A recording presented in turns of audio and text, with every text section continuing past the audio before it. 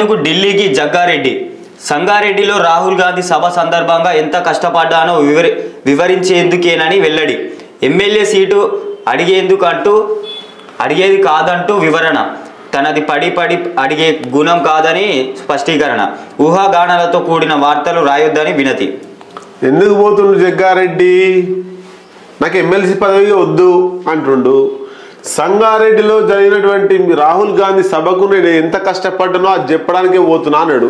అది ఇప్పుడు ఎందుకు చెప్పాలి? ఎప్పుడో సంగారెడ్డిలో రాహుల్ గాంధీ మీటింగ్ అయింది, అప్పుడు నేను బాగా కష్టపడ్డాను, ఇప్పుడు ఎందుకు చెప్పడానికి పోతుండు?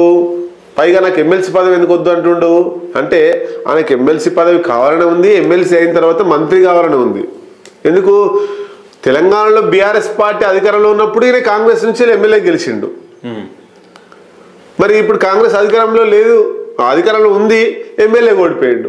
కాబట్టి ఎవరికైనా అధికారం కావాలని ఉంటుంది, ఎమ్మెల్సీ కావాలని ఉంటుంది. ఎమ్మెల్సీ నాకు కావాలని డైరెక్ట్ వాళ్ళ ముందు చెప్తున్నాడు తప్ప మీడియా ముఖంగా చెప్తలేడు.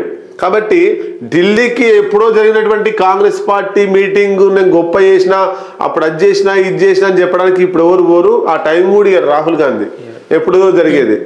కాబట్టి ఆయన ఖచ్చితంగా ఎమ్మెల్సీ పదవి కావాలనే పోతున్నాడు. ఎమ్మెల్సీ పదవి తీసుకొని మంత్రి కావాలని ఆలోచనలు ఉండు. ఎందుకంటే తనతోటి ఉన్న వాళ్ళందరూ మంత్రులు అయ్యారు.